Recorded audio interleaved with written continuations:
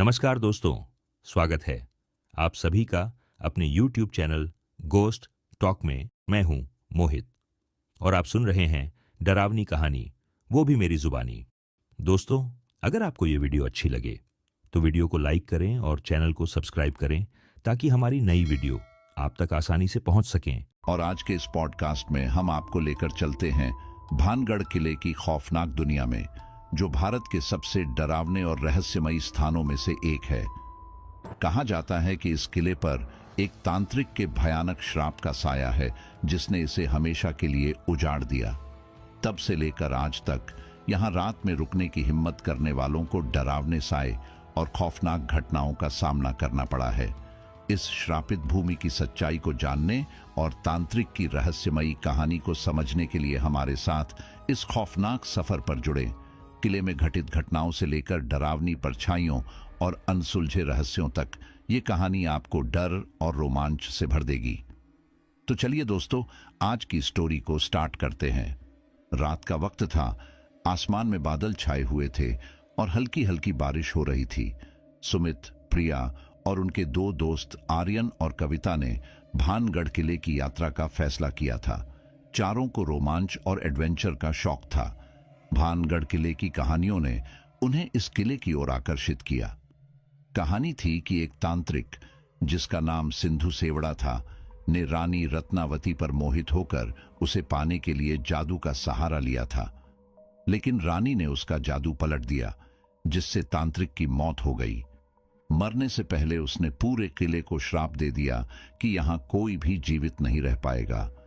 तब से यह किला वीरान पड़ा है और यहां रात में रुकने पर पाबंदी है।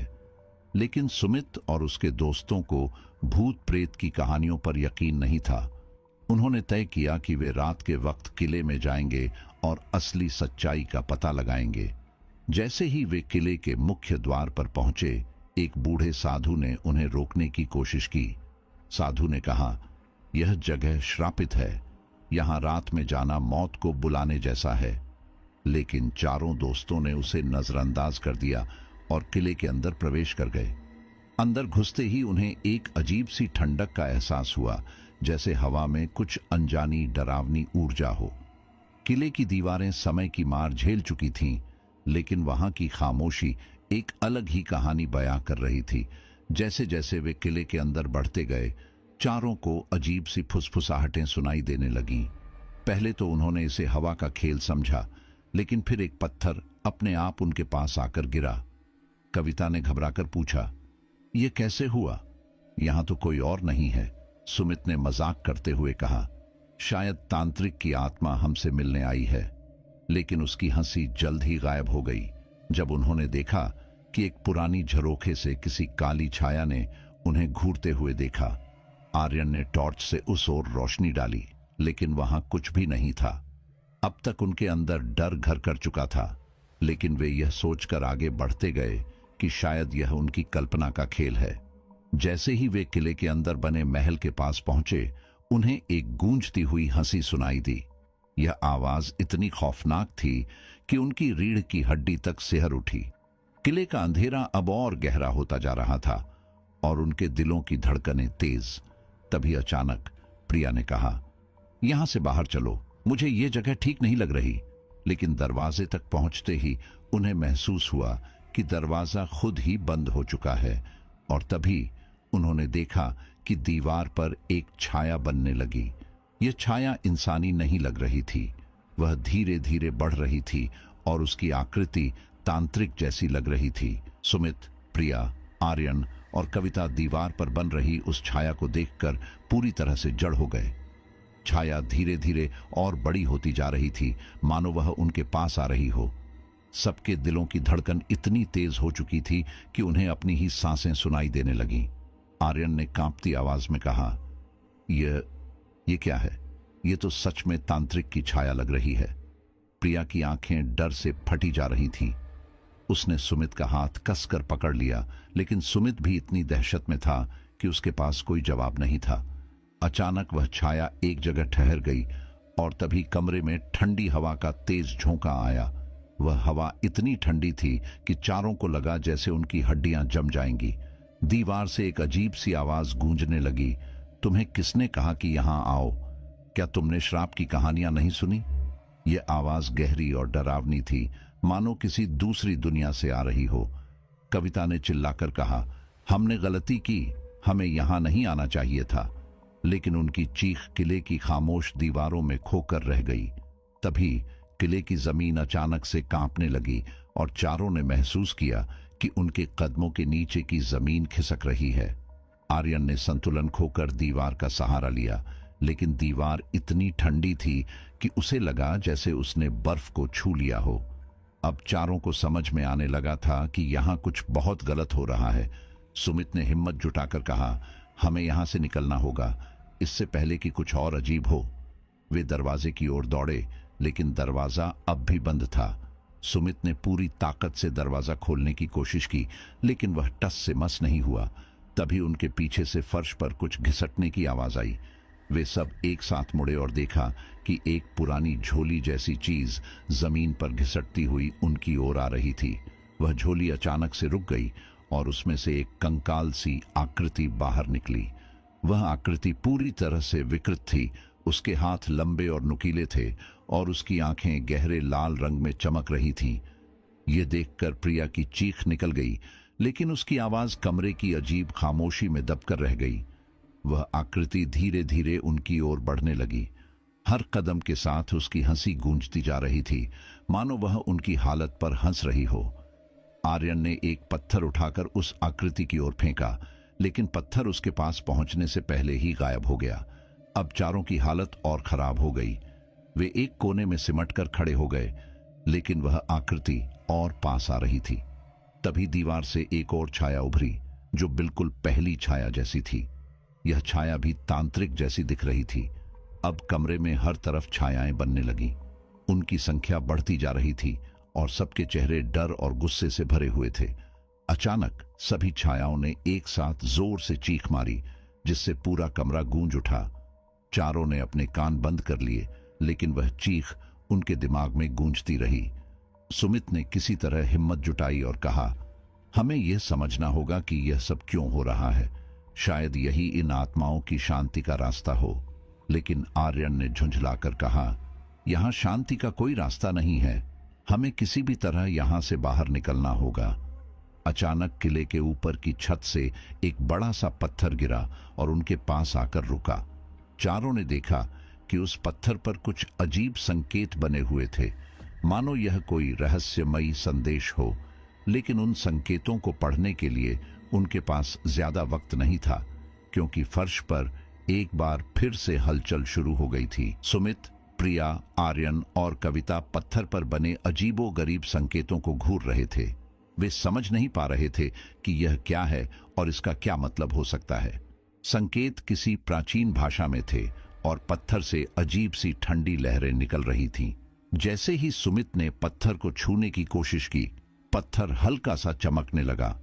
उस चमक के साथ पूरे कमरे में एक गूंजती हुई आवाज सुनाई दी, तुम्हें यहां नहीं आना चाहिए था। तुमने हमारे आराम में खलल डाला है। अब तुम्हें इसका अंजाम भुगतना होगा।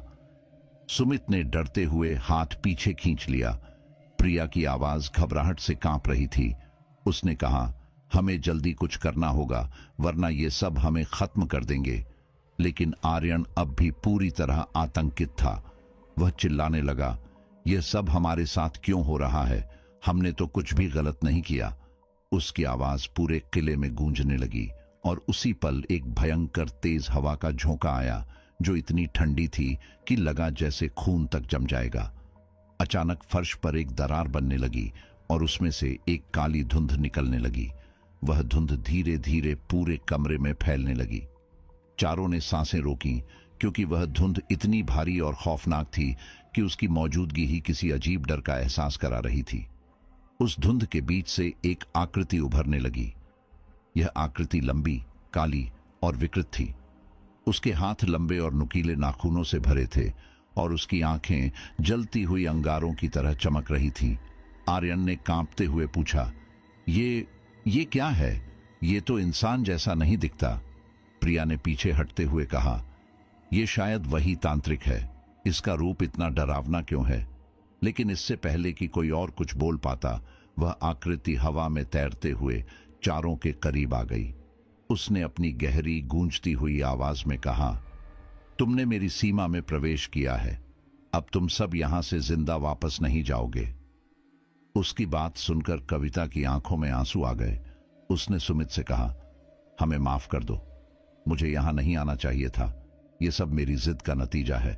सुमित ने उसे शांत करने की कोशिश की, लेकिन खुद उसका मन डर से भरा हुआ था।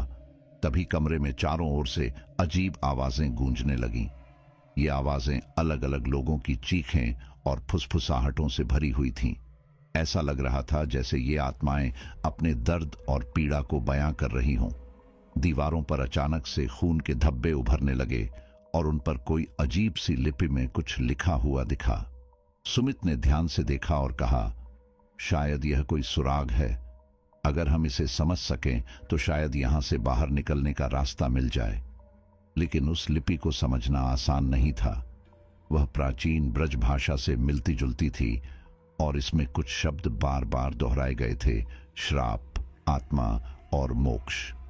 कविता ने धीरे से कहा, शायद ये आत्माएं मोक्ष चाहती हैं, हमें किसी तरह इन्हें शांति देनी होगी। आर्यन ने चिढ़कर कहा, शांति? ये सब हमारी जान लेना चाहते हैं और तुम इन्हें शांति देने की बात कर रही हो। लेकिन इससे पहले कि बहस और बढ़ती, वह काली आकृति जोर से चीखी। उसकी चीख इतनी तेज थी कि लगा जैसे चारों के कान के पर्दे फट जाएंगे। इस चीख के साथ कमरे की सारी रोशनी अचानक बुझ गई। चारों ने महसूस किया कि अब वे पूरी तरह अंधेरे में थे। आर्यन ने अपनी टॉर्च जलाने की कोशिश की, लेकिन वह काम नहीं कर रही थी। प्रिया ने घबराते हुए कहा, अब क्या करें, हमें कुछ दिखाई नहीं दे रहा। तभी उस अंधेरे में लाल रंग की दो चमकती हुई आंखें दिखीं। यह वही आकृति थी जो अब उनके बिल्कुल पास थी। सुमित ने हिम्मत जुटाकर पूछा, तुम हमसे क्या चाहते हो?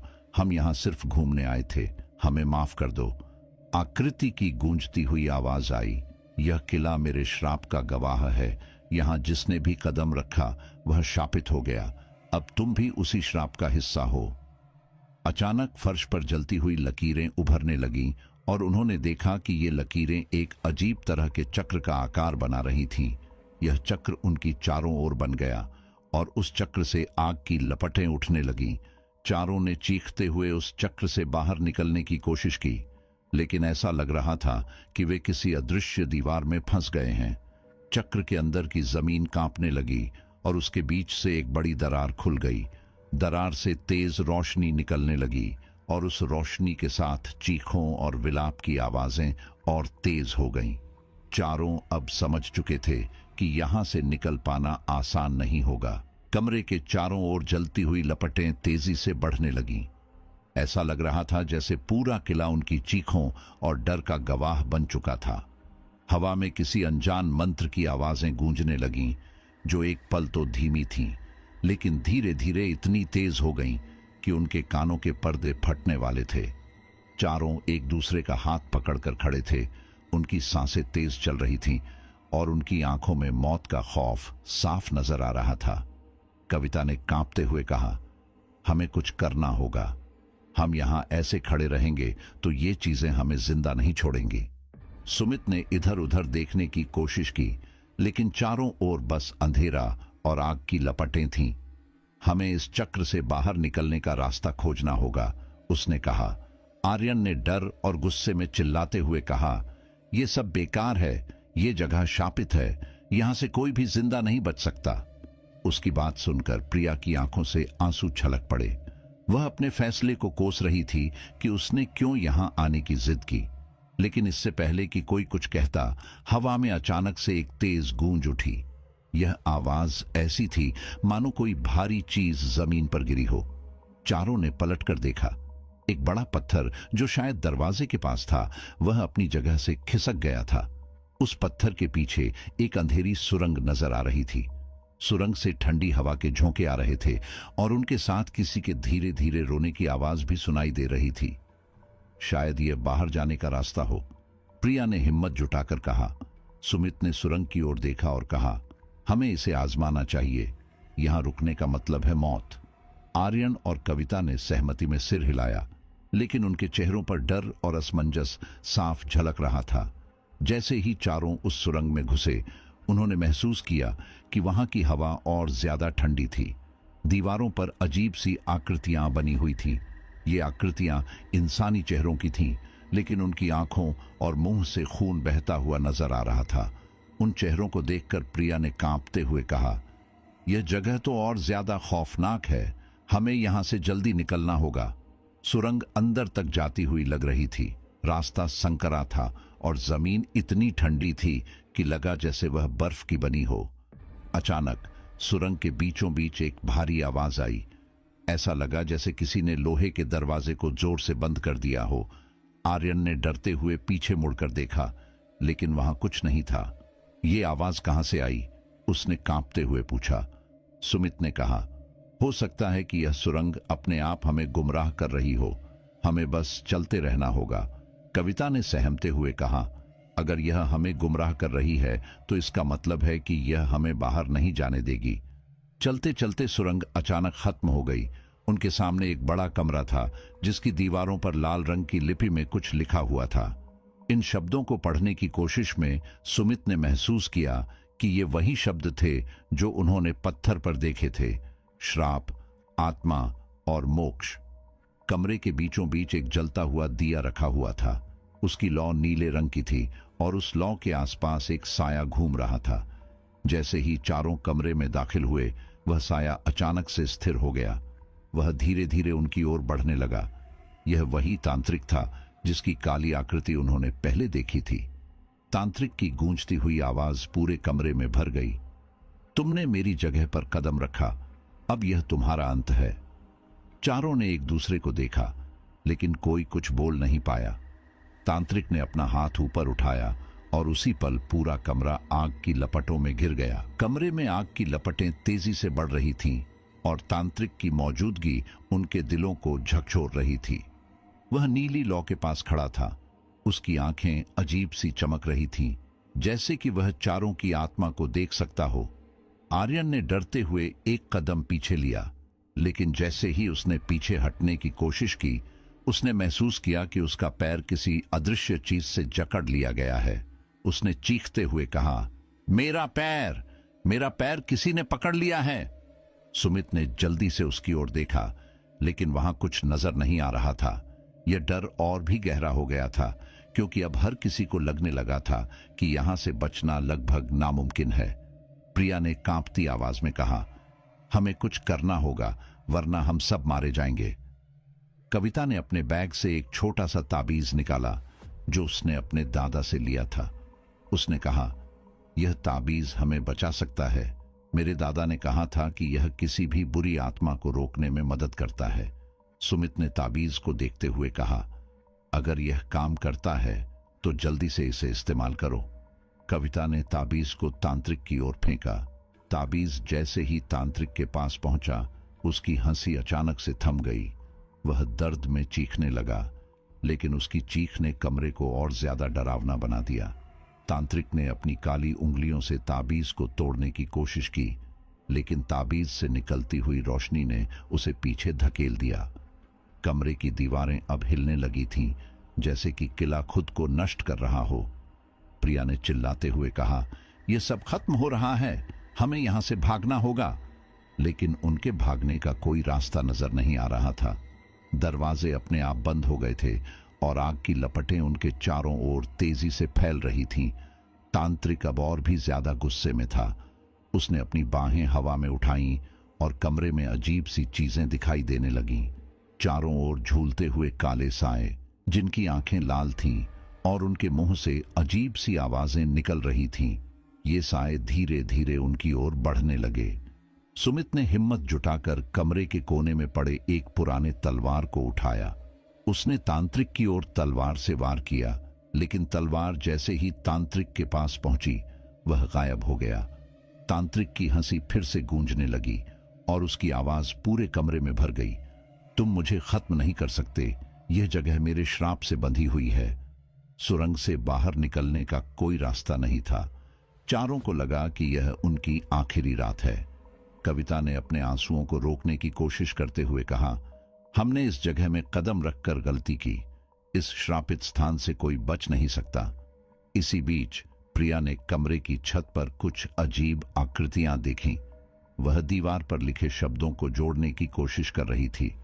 उसने कहा, यह दीवार पर लिखा मंत्र है, शायद अगर हम इसे पढ़ें तो कुछ हो सकता है। सुमित ने दीवार की ओर देखा और प्रिया के साथ मंत्र पढ़ने की कोशिश की।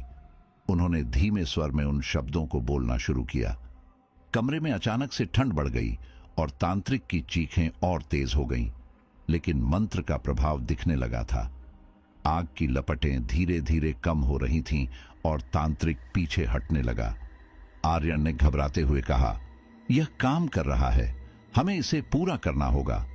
कविता और सुमित ने भी मंत्र को जोर से बोलना शुरू कर दिया। चारों मिलकर मंत्र पढ़ रहे थे और उनकी आवाज तांत्रिक की हंसी और चीखों को दबा रही थी। कमरे में अचानक एक तेज रोशनी फैल गई। ऐसा लगा जैसे पूरा किला उस रोशनी से झलकर राख हो जाएगा। तांत्रिक ने आखिरी बार जोर से चीख मारी और वह गायब हो गया। कमरे की दीवारें टूटने लगीं और चारों को लगा कि अब उन्हें भागना होगा। कमरा टूटने की कगार पर था। दीवारों से पत्थर गिरने लगे थे और जमीन इतनी जोर से हिल रही थी कि चारों को संतुलन बनाना मुश्किल हो रहा था। आर्यन ने घबराते हुए कहा, हमें जल्दी यहां से निकलना होगा, वरना हम यहीं दबकर मर जाएंगे। सुमित ने सुरंग के उस ओर देखा जहां से वे आए थे, लेकिन उस रास्ते को अब पूरी तरह से मलबे ने बंद कर दिया था। उसने गुस्से और हताशा से दीवार पर मुक्का मारा और कहा, यह जगह हमें जिंदा नहीं छोड़ेगी। तभी प्रिया ने दीवार पर बनी अजीब आकृतियों की ओर इशारा किया। वहां पर कुछ ऐसी आकृतियां बनी थीं जो उनकी स्थिति को दर्शा रही थीं। उन पर बने छोटे छोटे चिन्ह ऐसा लग रहे थे जैसे वे किसी दूसरे रास्ते का इशारा कर रहे हों। उसने कविता से कहा, देखो, शायद यह हमें बाहर निकलने का संकेत दे रहा है। कविता ने जल्दी से उन आकृतियों को समझने की कोशिश की। उसने दीवार पर उंगलियों से निशान बनाए और धीरे धीरे एक कोने की ओर इशारा किया। वहां देखो, यह दीवार के पीछे कोई रास्ता छिपा हुआ लग रहा है, उसने कहा। आर्यन और सुमित ने मिलकर उस दीवार को तोड़ने की कोशिश की। दीवार काफी मजबूत थी, लेकिन कई बार जोर लगाने के बाद उसमें दरारें पड़ने लगीं। उसी वक्त तांत्रिक की गूंजती हुई आवाज फिर से कमरे में भर गई। तुम लोग भागने की कोशिश कर रहे हो, यह श्राप का किला है, यहां से कोई नहीं बचता। आवाज के साथ ही कमरे में अजीब चीजें होने लगीं। हवा में तांत्रिक का धुंधला चेहरा नजर आ रहा था और उसकी आंखें अब पूरी तरह से लाल हो गई थीं। वह उन्हें घूर रहा था, मानो उनकी आत्मा को अपने कब्जे में लेना चाहता हो। सुमित ने चिल्लाकर कहा, हम डरने वाले नहीं हैं, हम यहां से बाहर निकलेंगे। दीवार अब लगभग टूटने वाली थी, लेकिन जैसे ही आखिरी वार हुआ, दीवार के पीछे से एक और सुरंग निकल आई। यह सुरंग पहले से ज्यादा अंधेरी और डरावनी थी। सुरंग से तेज हवा आ रही थी, जिसमें किसी की कराहने की आवाजें साफ सुनाई दे रही थीं। चारों ने एक दूसरे को देखा। हमें इस सुरंग से गुजरना होगा, यह शायद हमारी आखिरी उम्मीद है, प्रिया ने कहा। सबने सहमति में सिर हिलाया और सुरंग में घुस गए। सुरंग इतनी अंधेरी थी कि आगे का रास्ता दिखाई नहीं दे रहा था। उनके पास अब तक रोशनी का कोई साधन नहीं था। चलते चलते जमीन से अजीब सी आवाजें आने लगीं। ऐसा लग रहा था जैसे उनके पैरों के नीचे किसी की हड्डियां टूट रही हों। कविता ने कांपते हुए कहा, यह जगह और भी खतरनाक है, मुझे लगता है कि हम और गहरे फंस रहे हैं। आर्यन ने उसे दिलासा देते हुए कहा, अगर हम रुके तो यहां हमारी मौत पक्की है, हमें आगे बढ़ना होगा। सुरंग में चलते चलते अचानक उनकी आंखों के सामने एक बड़ा दरवाजा आया। दरवाजे पर वही शब्द लिखे थे जो किले की दीवारों पर थे, श्राप, आत्मा और मोक्ष। सुमित ने दरवाजे को खोलने की कोशिश की, लेकिन वह हिल भी नहीं रहा था। तभी तांत्रिक की आवाज फिर से गूंज उठी, यह दरवाजा तभी खुलेगा जब तुम मेरी सच्चाई को जानोगे। सुमित ने गुस्से में चिल्लाकर कहा, क्या चाहिए तुम्हें, हमें यहां से जाने दो। तांत्रिक की हंसी कमरे में गूंजने लगी। यह श्राप सिर्फ तुम्हें खत्म करने के लिए नहीं है, यह श्राप एक सच्चाई है जिसे अगर तुम समझ सको तो शायद बच सको। दरवाजे पर लिखे शब्द धीरे धीरे चमकने लगे। चारों ने उस पर हाथ रख दिया। तभी अचानक से एक तेज रोशनी चारों ओर फैल गई और उनके सामने एक दृश्य उभरने लगा। यह दृश्य उसी तांत्रिक का था जो सैकड़ों साल पहले एक राजकुमारी से प्रेम करता था। राजकुमारी ने उसे ठुकरा दिया था और बदले में उसने पूरे किले को श्राप दे दिया था। वह दृश्य इतना स्पष्ट था कि ऐसा लग रहा था जैसे वे उस समय में पहुंच गए हों। दृश्य में राजकुमारी किले के महल में खड़ी थी। उसके चेहरे पर गुस्से और भय का मिश्रण था। तांत्रिक उसके सामने खड़ा था। उसकी आंखें क्रोध से जल रही थीं। तांत्रिक ने अपनी आवाज में तीखापन भरते हुए कहा, तुमने मेरे प्रेम को ठुकराया और अब तुम इसकी कीमत चुकाओगी। यह किला, यहाँ के लोग और तुम सब मेरे श्राप के नीचे होंगे। राजकुमारी ने डर के बावजूद कहा, तुम्हारे श्राप का मुझ पर कोई असर नहीं होगा। मेरे राज्य के लोग मेरी रक्षा करेंगे। लेकिन जैसे ही उसने यह कहा, तांत्रिक ने अपने हाथ ऊपर उठाए और उसके चारों ओर एक अजीब रोशनी फैलने लगी। वह मंत्र पढ़ने लगा और उस मंत्र के साथ हवा में एक अजीब सी ध्वनि गूंजने लगी। तभी चारों दोस्तों ने महसूस किया कि वे उसी घटना के बीच में खड़े हैं। सुमित ने कांपते हुए कहा, यह क्या हो रहा है? हम यह सब कैसे देख रहे हैं? प्रिया ने धीरे से कहा, यह शायद तांत्रिक की सच्चाई है जो हमें समझनी होगी। तांत्रिक ने अपने श्राप को पूरा करते हुए कहा, इस किले में जो भी आएगा वह इस श्राप का हिस्सा बनेगा। कोई भी यहां से जीवित नहीं जा सकेगा। यह किला अब मृत आत्माओं का घर होगा। और फिर एक भयानक तूफान उठा। लोगों की चीखें चारों ओर गूंजने लगीं। राजकुमारी ने तांत्रिक को रोकने की कोशिश की, लेकिन वह उसकी शक्ति के आगे असहाय थी। सहसा दृश्य बदल गया। अब चारों दोस्त एक बड़े कक्ष में खड़े थे।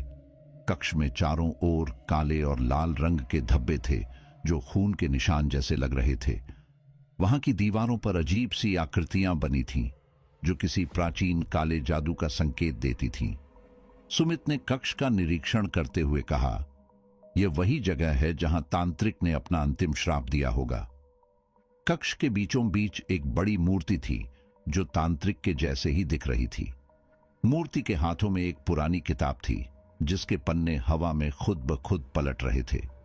प्रिया ने कहा, यह किताब शायद उस श्राप का रहस्य खोल सकती है। हमें इसे पढ़ना होगा। आर्यन ने धीरे धीरे किताब को छुआ और उसके पन्ने और तेजी से पलटने लगे। अचानक किताब से एक तेज रोशनी निकली और चारों के सामने तांत्रिक की छवि प्रकट हुई। वह हवा में तैरता हुआ उनके पास आया और क्रोध में चिल्लाया, तुमने मेरी किताब को छूने की हिम्मत कैसे की? कविता ने हिम्मत जुटाकर कहा, हम यहां इसलिए आए हैं क्योंकि हमें तुम्हारे श्राप के पीछे की सच्चाई जाननी थी। तुमने जो किया वह गलत था। तांत्रिक ने ठाका लगाते हुए कहा, सच्चाई? तुम लोग सच्चाई नहीं सह सकते। यह किला मेरे प्रेम और बदले का प्रतीक है। जो भी यहां आएगा वह इसका हिस्सा बन जाएगा। सुमित ने गुस्से में कहा, हम इस किले को तुम्हारे श्राप से मुक्त करेंगे, चाहे कुछ भी हो जाए। तांत्रिक ने अपनी लाल आंखों से उन्हें घूरते हुए कहा, अगर तुमने ऐसा करने की कोशिश की तो इसकी कीमत तुम्हें अपनी जान से चुकानी पड़ेगी। तभी कक्ष के चारों ओर से अजीब सी छायाएं उभरने लगीं। वे छायाएं धीरे धीरे चारों दोस्तों की ओर बढ़ने लगीं। हर छाया से दर्द भरी चीखें और कराहने की आवाजें आ रही थीं। ऐसा लग रहा था जैसे वे छायाएं उनकी आत्माओं को खींच लेना चाहती हों।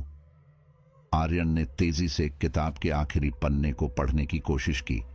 उसने उस पर लिखा हुआ मंत्र जोर से पढ़ा। जैसे ही उसने मंत्र पूरा किया, तांत्रिक चीखने लगा। उसकी चीख इतनी तेज थी कि पूरे कक्ष की दीवारें कांपने लगीं। लेकिन तांत्रिक अभी भी अपनी शक्ति को उन पर थोपने की कोशिश कर रहा था। प्रिया ने आर्यन से कहा, जोर से पढ़ो, यह मंत्र उसे खत्म कर सकता है। कविता और सुमित ने भी मंत्र पढ़ने में आर्यन का साथ दिया। कक्ष में अब रोशनी और अंधकार के बीच एक भयंकर संघर्ष चल रहा था। तांत्रिक ने आखिरी बार चिल्लाकर कहा, तुम मुझे खत्म नहीं कर सकते, यह किला हमेशा मेरा रहेगा। लेकिन मंत्र का प्रभाव बढ़ता गया और उसकी छवि धीरे धीरे धुंधली होने लगी। जैसे ही तांत्रिक की छवि धुंधली होने लगी, पूरे कक्ष में अचानक सन्नाटा छा गया। पर यह सन्नाटा ज्यादा देर तक नहीं रहा। दीवारों पर बनी आकृतियां अचानक से हिलने लगीं और उनमें से एक गूंजती हुई हंसी सुनाई दी। आर्यन ने किताब को कसकर पकड़े रखा, लेकिन उसके हाथ कांपने लगे थे। सुमित ने कक्ष के चारों ओर नजर दौड़ाई और देखा कि वह मूर्ति धीरे धीरे जीवंत हो रही थी। मूर्ति के पत्थर जैसे हाथों में हरकत होने लगी। उसकी आंखें जो पहले खाली थीं, अब उनमें आग की लपटें दिखाई देने लगीं। मूर्ति से एक गूंजती हुई आवाज आई, तुमने मुझे कमजोर जरूर किया है, लेकिन मैं समाप्त नहीं हुआ हूं। मैं इस किले की हर दीवार में हूं, हर पत्थर में हूं। मुझे खत्म करना असंभव है। प्रिया ने डरते हुए कहा, अगर हम उसे पूरी तरह से खत्म नहीं कर सके तो वह हमें यहां से जाने नहीं देगा। कविता ने आर्यन को देखा और कहा, उस किताब में और कुछ देखो, शायद कुछ ऐसा हो जो इस श्राप को पूरी तरह तोड़ सके। आर्यन ने जल्दी जल्दी किताब के पन्ने पलटने शुरू किए। जैसे ही वह आखिरी पन्ने तक पहुंचा, उसने देखा कि उसमें एक और मंत्र लिखा था, लेकिन यह मंत्र इतना कठिन था कि उसे पढ़ने में उसे समय लग रहा था। तभी मूर्ति ने अपनी जगह से हिलना शुरू किया और अपने विशाल पत्थर के पैर को जमीन पर मारा। कक्ष की दीवारों से पत्थर गिरने लगे और एक भयंकर कंपन महसूस हुआ। सुमित ने आर्यन से कहा, जल्दी करो, वह हम पर हमला करने वाला है। आर्यन ने मंत्र पढ़ना शुरू किया, लेकिन मूर्ति की शक्ति इतनी बढ़ गई थी कि उसके शब्द दबने लगे। प्रिया और कविता ने भी उस मंत्र को दोहराना शुरू किया। धीरे धीरे मंत्र की गूंज पूरे कक्ष में फैलने लगी। तभी मूर्ति के हाथों से एक तेज रोशनी निकली और वह रोशनी सीधे आर्यन की ओर बढ़ी। आर्यन ने खुद को बचाने की कोशिश की, लेकिन रोशनी ने उसे पकड़ लिया। वह दर्द से चीख पड़ा। सुमित ने उसे संभालते हुए कहा, तुम मंत्र पढ़ते रहो, यह हमें बचाने का एकमात्र तरीका है। आर्यन ने अपनी पूरी ताकत लगाकर मंत्र को दोहराया। जैसे ही मंत्र खत्म हुआ, मूर्ति के चारों ओर से धुआं उठने लगा। उस धुएं के बीच से तांत्रिक की छवि फिर से प्रकट हुई। उसने गुस्से में कहा, तुम मुझे खत्म नहीं कर सकते, मैं अमर हूं। लेकिन मंत्र के प्रभाव से उसकी छवि कांपने लगी और वह धीरे धीरे गायब होने लगा। कक्ष की दीवारें अब टूटने लगी थीं। ऐसा लग रहा था जैसे पूरा किला गिरने वाला है। प्रिया ने चिल्लाकर कहा, हमें यहां से भागना होगा, यह किला अब हमारे लिए सुरक्षित नहीं है। सभी ने जल्दी से कक्ष से बाहर भागने की कोशिश की, लेकिन किले के हर रास्ते पर अजीब सी छायाएं उनका पीछा कर रही थीं।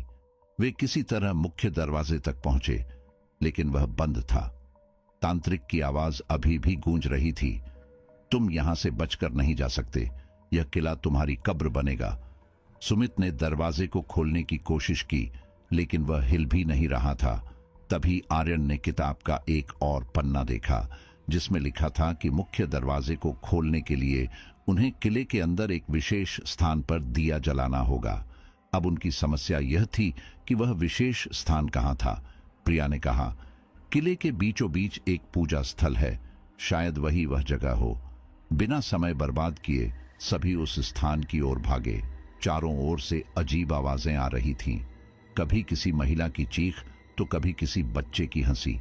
वे आवाजें उनके दिलों को दहला रही थीं, लेकिन वे रुके नहीं। पूजा स्थल पर पहुंचने के बाद उन्होंने देखा कि वहां एक टूटी हुई मूर्ति थी और एक पुराना दिया रखा हुआ था। आर्यन ने जल्दी से दिया जलाने की कोशिश की, लेकिन हवा इतनी तेज थी कि दिया जलने से पहले ही बुझ रहा था। कविता ने अपनी साड़ी के टुकड़े से दिया को ढककर जलाया। जैसे ही दिया जला, किले में भयंकर हलचल मच गई। ऐसा लग रहा था जैसे पूरा किला चीख रहा हो। तांत्रिक की आवाज फिर से आई, तुमने मेरी शक्ति को छीन लिया, लेकिन यह किला कभी भी सामान्य नहीं होगा। दिया की रोशनी बढ़ती गई और पूरा किला अंधकार में डूब गया। जैसे ही दिया की रोशनी बढ़ी, किले के हर कोने से अजीबोगरीब आवाजें गूंजने लगीं। ऐसा महसूस हो रहा था कि पूरा किला जाग गया हो। दीवारों पर बनी तांत्रिक आकृतियां अब जीवित होकर इधर उधर घूमने लगीं।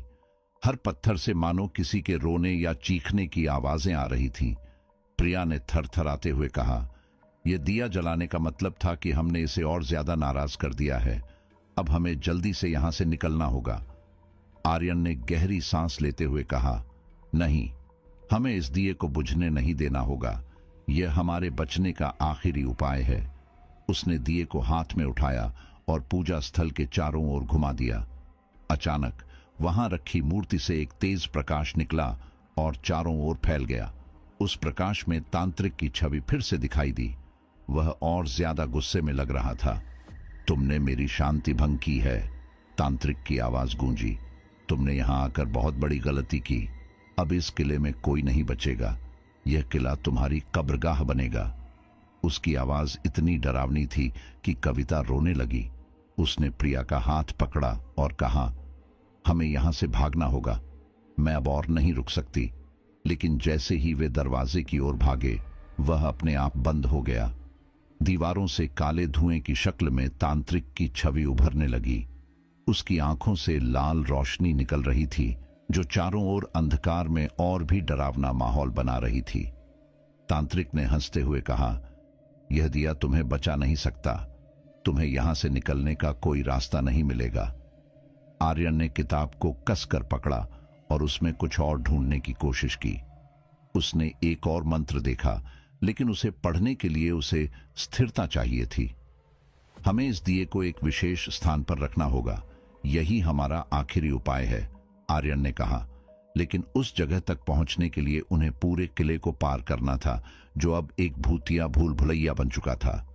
वे सभी एक साथ दिए को पकड़े हुए किले के अंदरूनी हिस्से की ओर बढ़ने लगे। हर कदम के साथ उनकी सांसें तेज हो रही थीं। अचानक उनके सामने एक काली छाया प्रकट हुई। वह छाया एक महिला की थी, जो हवा में झूल रही थी। उसकी हंसी पूरे माहौल को कंपा रही थी। सुमित ने प्रिया के कान में फुसफुसाते हुए कहा, यह वही तांत्रिक का अभिशाप है। हमें इसकी चाल में फंसने से बचना होगा। जैसे ही वे उस छाया से बचने की कोशिश कर रहे थे, वह छाया उनके चारों ओर घूमने लगी। दिए की रोशनी कमजोर पड़ने लगी। आर्यन ने जोर से कहा, हमें एक दूसरे का हाथ पकड़े रहना होगा, वरना हम बिछड़ जाएंगे। उनकी आवाज में घबराहट साफ झलक रही थी। किले का हर कोना अब जीवित लग रहा था। दीवारें उनकी ओर खिसक रही थीं, फर्श में दरारें पड़ रही थीं और छत से पत्थर गिर रहे थे। कविता ने एक पल के लिए पीछे मुड़कर देखा और उसके मुंह से चीख निकल गई। उसने देखा कि पीछे की ओर तांत्रिक की मूर्ति चल रही थी। वह उनकी ओर बढ़ रही थी। हमें तेजी करनी होगी, आर्यन चिल्लाया। वे दौड़ते हुए किले के मुख्य प्रांगण तक पहुंचे, जहां एक विशाल चबूतरा बना हुआ था। आर्यन ने कहा, यही वह जगह है। हमें दिए को यहां रखना होगा। लेकिन जैसे ही उन्होंने दिए को रखने की कोशिश की, चबूतरे से धुआं निकलने लगा। उस धुएं से तांत्रिक की भयंकर छवि उभरी। तुम यहां से कभी नहीं जा सकोगे, तांत्रिक गर्जा। उसका चेहरा विकृत और भयानक हो चुका था। उसकी आवाज इतनी भयंकर थी कि पूरा किला कांपने लगा। दिए की लौ बुझने की कगार पर थी। प्रिया ने जल्दी से अपनी साड़ी के एक और हिस्से से उसे ढक दिया और कहा, जल्दी करो आर्यन, इस श्राप को खत्म करो। आर्यन ने आखिरी मंत्र पढ़ना शुरू किया, लेकिन जैसे ही वह मंत्र पढ़ने लगा, तांत्रिक ने हवा में हाथ लहराया और अचानक सब कुछ धीमा हो गया। उनकी आवाजें धीमी पड़ गईं और ऐसा लगा जैसे समय थम गया हो। तांत्रिक ने उनकी ओर इशारा करते हुए कहा, यह किला मेरी आत्मा का हिस्सा है। इसे मुझसे कोई नहीं छीन सकता। तुम सब यहीं समाप्त हो जाओगे। प्रिया ने आर्यन का हाथ झकझोरा और कहा, तुम्हें इसे खत्म करना ही होगा। यह हमारी आखिरी उम्मीद है। आर्यन ने अपनी सारी ताकत जुटाई और मंत्र को और जोर से पढ़ने लगा। तांत्रिक ने उन्हें रोकने की कोशिश की, लेकिन दिए की रोशनी धीरे धीरे बढ़ने लगी। उस रोशनी में तांत्रिक की छवि कमजोर पड़ने लगी। अचानक एक तेज धमाका हुआ। पूरा किला हिल गया। दीवारों से खून की धाराएं निकलने लगीं और हर जगह से तांत्रिक की चीखें सुनाई देने लगीं। ऐसा लग रहा था जैसे वह अपनी हार को स्वीकार नहीं कर पा रहा हो। लेकिन आर्यन ने मंत्र को पूरा किया और दिए की रोशनी ने पूरे किले को उज्जवल कर दिया। दिए की रोशनी से निकलती हुई तेज चमक पूरे किले में फैल गई और हर तरफ से एक ही गूंज सुनाई देने लगी, जैसे कोई बार बार श्राप टूट रहा है, चिल्ला रहा हो। लेकिन इसके साथ ही किले में होने वाली अजीब घटनाएं और भयावह हो गईं। पत्थरों से निकलने वाली परछाइयां अब आकार लेने लगीं। हर कोने से अलग अलग आकृतियां बनकर निकल रही थीं और उन सब का चेहरा तांत्रिक की तरह ही विकृत और भयानक था। आर्यन ने किताब को मजबूती से पकड़ते हुए कहा, यह उसकी आखिरी कोशिश है हमें रोकने की। हमें हिम्मत नहीं हारनी चाहिए। लेकिन उसकी आवाज में भी डर झलक रहा था। सुमित ने चारों ओर देखा और डरते हुए कहा, आर्यन, यह सब हमारे दिमाग के साथ खेल रहा है, लेकिन हमें इसे खत्म करना ही होगा। अगर हम हार गए तो यह किला हमारी कब्रगाह बन जाएगा। प्रिया ने धीरे से कहा, हमें इस दिए को बुझने नहीं देना चाहिए, चाहे कुछ भी हो। यह हमारी आखिरी उम्मीद है। अचानक किले के ऊपर से एक जोरदार आवाज आई, जैसे कोई विशालकाय दरवाजा बंद हो रहा हो। उन्होंने ऊपर देखा तो किले की छत एक विशाल अंधकार में बदल चुकी थी, जिसमें बड़ी बड़ी लाल आंखें चमक रही थीं। ऐसा लग रहा था जैसे खुद तांत्रिक ने किले को अपने शरीर में समा लिया हो। तांत्रिक की गूंजती हुई आवाज ने पूरे माहौल को और डरावना बना दिया। तुमने मेरी आत्मा को चुनौती दी है, अब मैं तुम्हें कभी चैन से नहीं जीने दूंगा। यह किला तुम्हें निगल जाएगा। कविता, जो अब तक बहुत डर चुकी थी, ने अचानक आर्यन का हाथ पकड़ लिया और कहा, क्या हम वाकई इसे खत्म कर सकते हैं? यह इतना शक्तिशाली है कि हमें किसी भी पल खत्म कर सकता है। आर्यन ने उसे शांत करने की कोशिश की और कहा, हम सिर्फ मंत्र को पूरा करने पर ध्यान दें। यही हमारा एकमात्र रास्ता है। दिए की रोशनी अब इतनी तेज हो चुकी थी कि उनकी आंखें चौंधिया रही थीं, लेकिन इसके साथ ही किले के अंदर का अंधकार और भयंकर हो गया था। हर दीवार से खून जैसा तरल बहने लगा और फर्श में दरारें पड़ने लगीं। वे सब डर और असमंजस में थे कि अगले पल क्या होगा। तभी एक जोरदार धमाका हुआ और फर्श उनके पैरों के नीचे से खिसकने लगा। वे सभी नीचे गिर गए और उनके चारों ओर अंधेरा छा गया। ऐसा लग रहा था जैसे वे किसी गहरे गड्ढे में गिर रहे हों। आर्यन ने महसूस किया कि उसके हाथ से किताब छूट गई है। वह बेतहाशा उसे पकड़ने की कोशिश करने लगा। किताब को मत छोड़ो, सुमित ने चिल्लाया, लेकिन गिरने की गति इतनी तेज थी कि किताब उनके हाथ से फिसलकर दूर जा गिरी। जब वे नीचे गिरे तो उन्होंने अपने चारों ओर एक अजीब सी जगह पाई। यह जगह किले के बाकी हिस्सों से अलग थी। यहां दीवारें नहीं थीं, सिर्फ एक असीम अंधकार था। हर तरफ से एक धीमी हंसी गूंज रही थी और अचानक वे चारों एक दूसरे से अलग हो गए। प्रिया ने चिल्लाकर कहा, यह हमें अलग कर रहा है, हमें एक दूसरे को ढूंढना होगा। लेकिन उसकी आवाज अब बहुत धीमी सुनाई दे रही थी, जैसे वह बहुत दूर से बोल रही हो। आर्यन ने खुद को संभालते हुए चारों ओर देखा। उसे अपनी किताब कहीं नजर नहीं आई। तभी उसने अपने सामने एक जलता हुआ दिया देखा। वह वही दिया था, लेकिन यह अब अजीब तरह से झिलमिला रहा था, जैसे बुझने वाला हो। उसने जल्दी से दिए की ओर दौड़ने की कोशिश की, लेकिन उसकी राह में एक छाया आकर खड़ी हो गई। यह छाया तांत्रिक की थी। उसकी आंखें लाल लाल चमक रही थीं और उसके होठों पर एक भयानक मुस्कान थी। तुमने सोचा कि तुम मुझे हरा दोगे? तांत्रिक ने कहा, यह जगह अब मेरी है और तुम भी। आर्यन ने अपनी सारी हिम्मत जुटाकर कहा, तुम सिर्फ एक छाया हो, तुम हमें रोक नहीं सकते। तांत्रिक हंस पड़ा। छाया? मैं इस किले का राजा हूं, मैं यहां का हर पत्थर हूं। तभी आर्यन को एक विचार आया। उसने सोचा कि अगर वह दिए की लौ को किसी तरह स्थिर कर दे तो शायद यह तांत्रिक की शक्ति को कमजोर कर सकता है। उसने अपने कपड़े का एक टुकड़ा फाड़ा और दिए के पास पहुंचा, लेकिन जैसे ही उसने दिए को छूने की कोशिश की, तांत्रिक ने उसे पीछे धकेल दिया। आर्यन नीचे गिर पड़ा, लेकिन उसने हार नहीं मानी। उसने जोर से प्रिया, सुमित और कविता को पुकारा, तुम सब जहां भी हो मुझे सुनो, हमें एक साथ आना होगा, यही हमारी ताकत है। उसकी आवाज गूंजने लगी और उसने देखा कि बाकी तीनों कहीं दूर से उसकी ओर भागते हुए आ रहे थे। तांत्रिक ने जोर से चिल्लाकर कहा, तुम मुझे हरा नहीं सकते। उसने हवा में हाथ लहराया और चारों ओर से आग की लपटें उठने लगी, लेकिन आर्यन और उसके दोस्तों ने हिम्मत नहीं हारी। वे दिए के पास पहुंचे और आर्यन ने जल्दी से वह मंत्र पढ़ना शुरू कर दिया। मंत्र के हर शब्द के साथ तांत्रिक कमजोर पड़ने लगा। उसकी परछाई धुंधली होने लगी। दिए की लौ तेज हो गई और किले का अंधकार धीरे धीरे खत्म होने लगा। आर्यन ने आखिरी शब्दों को पूरे जोर से कहा और तांत्रिक ने एक जोरदार चीख मारी। पूरे किले में एक भयानक विस्फोट हुआ। दीवारें गिरने लगीं और किले का हर पत्थर टूटकर नीचे गिरने लगा। चारों ने दिए को उठाया और वहां से भागने लगे। जैसे ही वे मुख्य द्वार तक पहुंचे, दरवाजा अपने आप खुल गया। जब वे किले के मुख्य द्वार से बाहर निकलने लगे, ऐसा लगा जैसे किले की दीवारें उन्हें घेरने के लिए फिर से तैयार हो रही थीं। दीवारों से फिर से खून के धब्बे उभरने लगे और चारों ओर एक खौफनाक सी धुंध छा गई। जैसे ही वे दरवाजे से बाहर निकले, एक और जोरदार धमाका हुआ और अचानक किला एक अंधकार में समा गया। क्या हम बच गए? कविता ने हांफते हुए पूछा। आर्यन ने सुस्पष्ट आवाज में कहा, नहीं, हमें यह नहीं समझना चाहिए कि हम बच गए। हमें इस जगह से दूर जाना होगा। लेकिन उसकी आवाज में भी डर की झलक थी। वे सभी अब बहुत थके हुए थे और किले से निकलते हुए उन्हें लगा कि उन्होंने एक बहुत बड़ी लड़ाई लड़ी है। जैसे ही वे किले से कुछ दूरी पर पहुंचे, प्रिया अचानक रुक गई। उसकी आंखों में घबराहट थी। क्या तुमने सुना? वह आवाज, वह हंसी, वह अब भी हमारे पास है। कुछ तो गलत है। सुमित ने मुड़कर देखा, लेकिन वहां कोई नहीं था।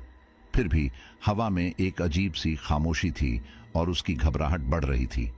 यह ठीक नहीं है, आर्यन ने कहा। हम सबने जो देखा वह सिर्फ किले में नहीं था। वह तांत्रिक अब भी कहीं न कहीं हमारे आसपास है। उसका श्राप हमें नहीं छोड़ने वाला। उसके शब्दों ने सबको एक गहरे डर में डाल दिया। वे सभी अब जल्दी से वहां से भागने लगे, जैसे उनके पीछे कुछ या कोई था। लेकिन उनके पैरों के नीचे जमीन कांप रही थी और जैसे जैसे वे और दूर जाते, वही खौफनाक हंसी और तांत्रिक की छाया उनके आसपास घेरने लगी। प्रिया ने जोर से चिल्लाते हुए कहा, हमें और आगे जाना होगा। यह हमें कभी नहीं छोड़ेगा। हमें किले से पूरी तरह से दूर जाना होगा। देखो देखो, वहां वह है। सभी ने घबराए हुए उसकी ओर देखा और सच में वहां दूर से एक काले कपड़े में लिपटी आकृति खड़ी थी, जिसकी आंखों से लाल ज्योत निकल रही थी। वह तांत्रिक था या उसकी कोई अन्य विकृत छाया। हमें फिर से वापस नहीं लौटना पड़ेगा, आर्यन ने कहा और वे चारों दौड़ने लगे। जैसे जैसे वे आगे बढ़े, उस विकृत छाया ने उनका पीछा करना शुरू कर दिया। हर कदम के साथ उसकी आवाज तेज हो रही थी। उनकी आंखों के सामने वह सब कुछ फिर से घूमने लगा और यह महसूस होने लगा जैसे वे किले में वापस जा रहे हों। ये क्या हो रहा है? सुमित ने पूछा और उसका दिल बुरी तरह धड़क रहा था। आर्यन ने एक गहरी सांस ली और कहा, इस किले का श्राप खत्म नहीं हुआ। यह हमें कभी शांति से नहीं जीने देगा। यही वो किला है जो हमारे दिलों में हमेशा रहेगा। किसी न किसी रूप में वह हमें तलाशेगा। तभी अचानक चारों की आंखों में अंधेरा छा गया और उनके पास से एक तेज सी आवाज आई, जैसे किले की दीवारों का दरवाजा एक बार फिर बंद हो गया हो। उस अंधेरे में किले के अंदर की खौफनाक चीखें फिर से सुनाई देने लगीं, लेकिन इस बार उन आवाजों में कुछ और भी था। वह एक चेतावनी थी, जैसे तांत्रिक अब उनका पीछा नहीं छोड़ने वाला था। वे चारों घबराए हुए और थके हुए थे, लेकिन अब तक उनकी जिंदगी में ऐसा कुछ घट चुका था जिसे वो कभी नहीं भूल सकते थे। और अब किले से बाहर निकलने के बाद भी वह डर और भूतिया एहसास हमेशा उनके साथ रहेगा, जैसे वह किसी गहरे राज का हिस्सा बन गए हों। जैसे ही वे आगे बढ़ते रहे, अचानक एक तेज हवा का झोंका आया और सब कुछ शांत हो गया। पूरी दुनिया जैसे थम सी गई। यह किला अब उनके दिलों में एक राज बन चुका था और शायद कभी भी उनकी जिंदगी में वापस लौटकर उन्हें फिर से उस अंधेरे की ओर खींच लाएगा। क्या वे सच में बच पाए थे? क्या तांत्रिक का श्राप उनका पीछा करेगा? सवाल अनुत्तरित रहे और किला फिर से अपनी खामोशी में डूब गया, जैसे अब भी किसी का इंतजार कर रहा हो। तो दोस्तों, आज की स्टोरी यहीं पर समाप्त होती है।